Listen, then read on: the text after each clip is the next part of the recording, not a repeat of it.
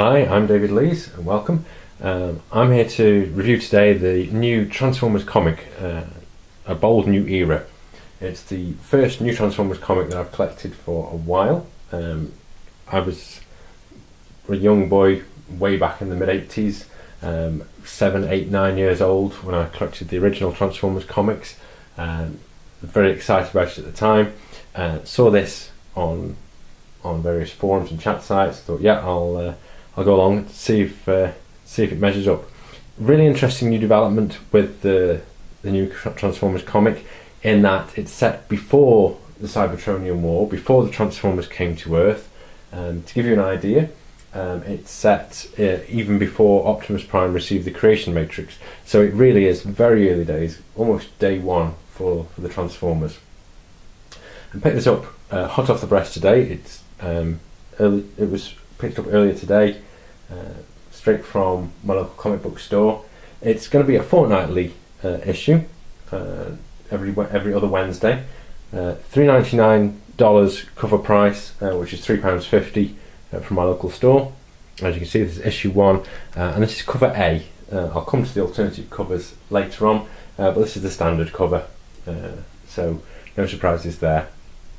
In terms of size, just to give you an idea, it's your standard modern comic book style size. So you can see here, slightly smaller than A4, and certainly smaller, for example, than the original Transformers comics. If I put one of those side by side, this is issue 35 from November 1985.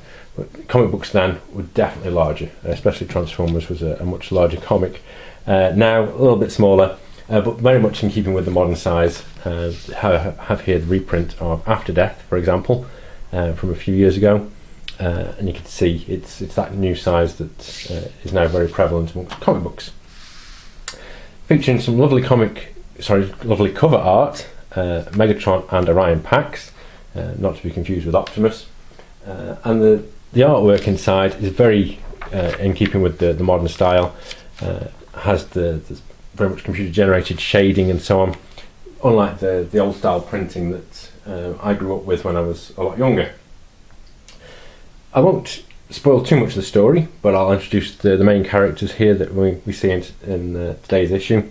There's Rubble, there's Bumblebee, Windblade, Orion Pax, Ironhide and Megatron. So a good mix of characters, introducing some new ones that we've not seen before. I'll be honest, I was a little disappointed that it's a very Bumblebee oriented story to start with. I was always irritated by Bumblebee in the original stories, both the cartoon and the comic book. He always came across as a cute vulnerability. He was just a cute annoyance, always with his excessively chirpy character, and basically always getting himself into trouble, especially in the comic book. He was just an easy target. Having said that, he does seem a little more mature, a little more grown up in this comic story here, but like I said, a little disappointed initially that he gets so much page space. I'll flip through. I won't spoil the story, but I will call out some of the fantastic artwork.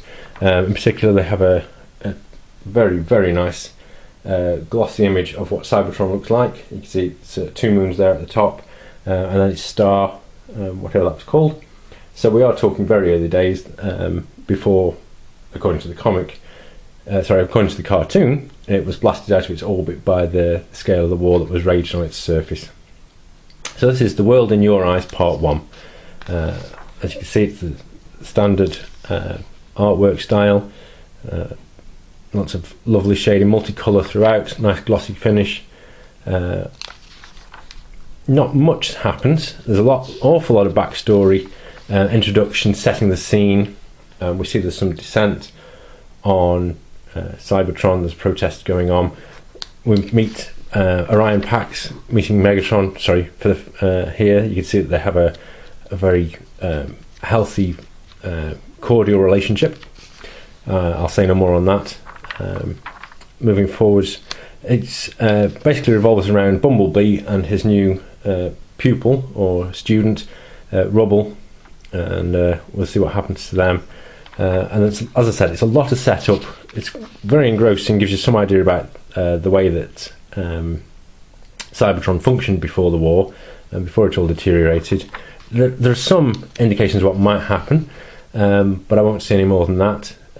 I'm personally very interested to see how and when the writing Orion Pax obtain the creation matrix, whatever you want to call it, and that'll come up, I'm sure, in future episodes. I really do hope that they write that in. So the story itself takes up approximately 3/4 of the comic book space. There's some nice artwork. There's also an interview with John Barber, the IDW editor-in-chief and former Transformers and Optimus Prime writer, and then also with interviewing Brian Ruckley, who is part of the staff here on the IDW comic book. The cover gallery at the back, so this is the cover I have, cover A, the standard default, if you like, the basic cover, and then it shows the alternative options. This one with Rubble, Bumblebee, Optimus and Megatron. Some really nice artwork here featuring Prowl with Megatron and Optimus in the background, some of the Seekers and possibly Shockwave. I haven't read the comic book that closely, wanted to get the review out first, but there's some nice comments about Prowl. He comes across as very short-tempered and easy to upset, so look forward to meeting more of the characters in the future. Some more cover gallery work and then some additional artwork as well.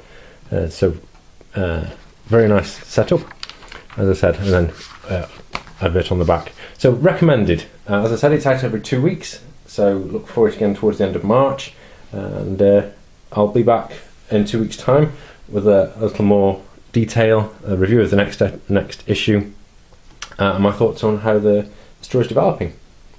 Look out for that as I said, in 2 weeks' time, and I'll speak to you all again soon. Bye for now.